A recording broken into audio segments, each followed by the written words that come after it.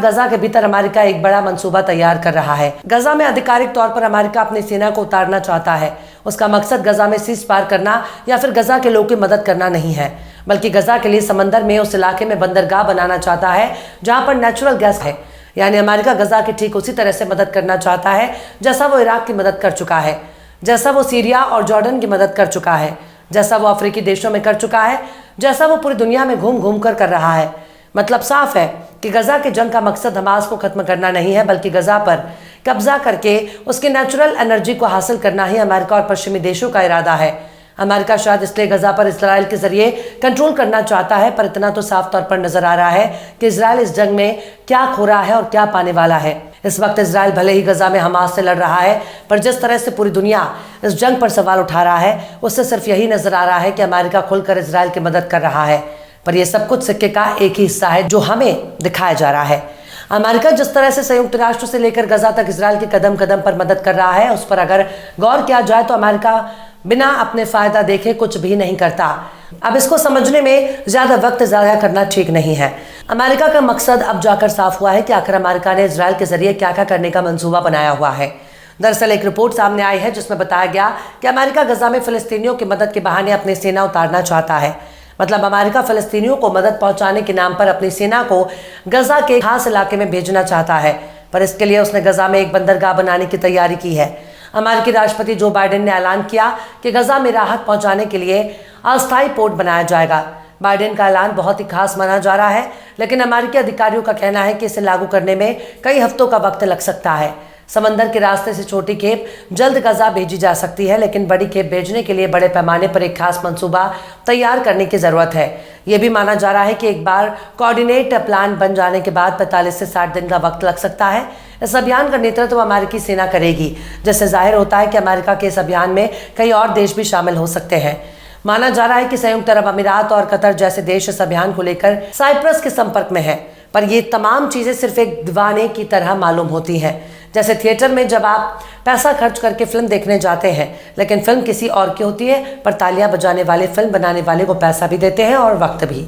ठीक उसी तरह से अमेरिका दुनिया को वही दिखाना चाहता है जो उसने पहले से प्लान करके रखा था, पर पर्दे के पीछे उसका मकसद गैस पर कब्जा करना है, जिसके लिए बीते साल से ही कोशिश हो रही है। जिस तरह से पिछले कुछ महीनों में गजा की जंग में इजरायली सैनिकों ने फिलिस्तीनियों की प्रॉपर्टी को लूटा, उससे साफ जाहिर है कि अमेरिका भी ऐसे ही लूट के चक्कर में गजा में बंदरगाह बनाना चाहता है। इजरायली सैनिकों के जरिए गजा के लोगों की संपत्तियों को लूटने के वीडियो सोशल मीडिया पर भी आ चुके हैं। सैनिकों को कमरे के सामने मुस्कुराते हुए और घड़ियां, गहने, कैश और यहाँ तक कि कालीन और जर्सी भी चुराते देखा गया।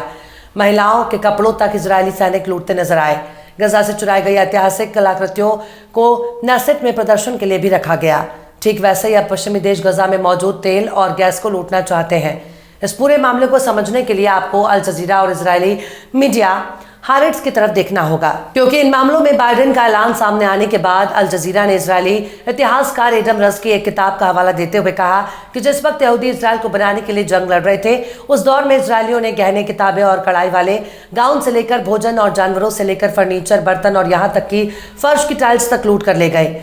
इजराइल ने फिलिस्तीनियों से बड़े पैमाने पर चोरी करना जारी रखा, उनकी जमीन और संपत्ति छीन ली, फिलिस्तीनी प्राकृतिक संसाधनों विशेषकर पानी को भी लूट लिया। अल जजीरा बताता है कि आज गजा में जंग के दौरान इजराइल को चोरी करने का मौका मिल गया और इस बार इजराइल समंदरी इलाके से गैस का भंडारण लूटना चाहता है जो फिलिस्तीनी की प्रॉपर्टी है। मिसाल के तौर पर बीते साल नवंबर में इजरायली अखबार हारेट्स की इस खबर पर गौर करिए, जिसे पढ़ने के बाद पता चलता है कि अमेरिकी राष्ट्रपति जो बाइडेन के ऊर्जा सुरक्षा सलाहकार आमोस होचस्टीन हिजबुल्लाह के साथ चल रहे संघर्ष के बीच इजरायल और लेबनान के बीच दूसरे मोर्चे पर जंग फैलने से रोकने के साथ प्राकृतिक गैस के जरिए गजा की अर्थव्यवस्था को फिर से शुरू करने के लिए इजरायल का दौरा कर रहे हैं। मतलब इलाका गजा का और उसके विकास के लिए अमेरिका ने इजरायल का रुख किया। लेकिन इजरायली अखबार हारेट्स ने इस बात को बताया कि इजरायल ने जून में गजा के तट पर एक गैस क्षेत्र के विकसित के लिए मंजूरी दी है। इस बात पर जोर दिया गया कि फिलिस्तीनी अथॉरिटी और मिस्र दोनों के साथ सुरक्षा समन्वय की जरूरत होगी। गजा समुद्री क्षेत्र गाजा के तट से लगभग 20 मील दूर मौजूद है, जहां तकरीबन 1 ट्रिलियन क्यूबिक फीट से ज्यादा प्राकृतिक गैस मौजूद है। कुछ ऐसे ही मिलती जुलती खबर बीते साल नवंबर में इजरायली अखबार जेरूसलम पोस्ट ने दी है। जेरूसलम पोस्ट ने लिखा कि गजा के तट पर एक प्राकृतिक गैस का इलाका है जो गजा के समंदरी इलाके से तकरीबन 36 किलोमीटर दूर मौजूद है।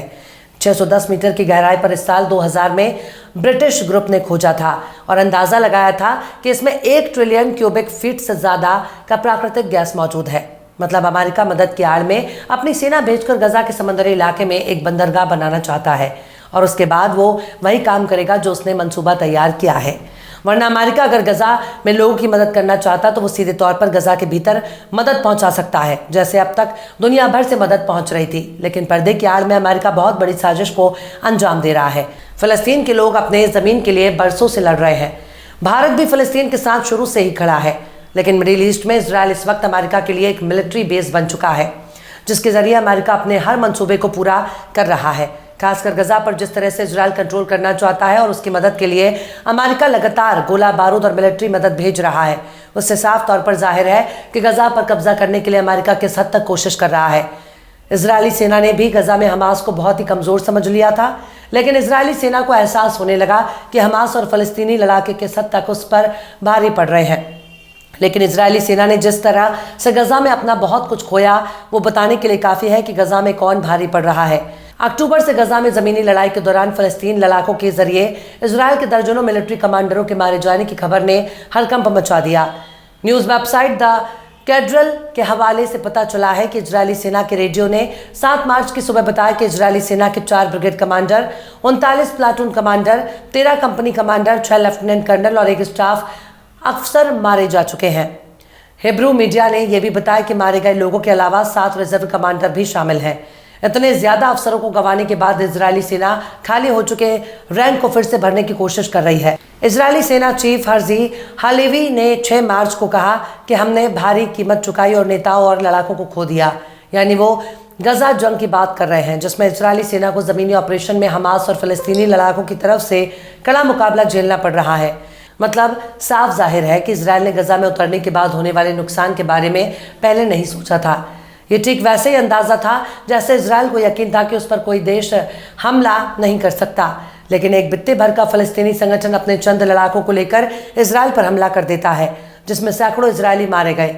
यहाँ तक कि इजरायल में घुसकर हमास ने सैकड़ों इजरायलियों को बंधक बनाकर वापस लौट भी आया, पर इस दौरान इजरायली सेना और इजरायल की सरकार मुंह ताकती रह गई। फिलहाल इस वीडियो में बस इतना ही। ये वीडियो आपको कैसा लगा कमेंट बॉक्स में आप जरूर बताइएगा। वीडियो पसंद आए तो लाइक करें। हमारे वीडियो लिंक को फेसबुक, ट्विटर, व्हाट्सएप पर अपने रिश्तेदार, यार, दोस्तों को भी शेयर करें और बेबाक, निष्पक्ष, स्वतंत्र पत्रकारिता को सपोर्ट करने के लिए आप हमारे चैनल टाइम्स मेल को जरूर से सब्सक्राइब करें और हाँ, बेल आइकन की घंटी वाली बटन भी आप जरूर से दबा दें ताकि आपको हमारे आने वाले नए वीडियो की नोटिफिकेशन फौरन ही मिल जाए। फिर मिलता है किसी और वीडियो में एक नई खबर के साथ। हर्षिता मिश्रा को दीजिए इजाजत। जय हिंद। अगर अभी तक आपने हमारे चैनल टाइम्स मेल को सब्सक्राइब नहीं किया है तो जल्दी से सब्सक्राइब कर दें और बेल आइकन भी प्रेस कर दें।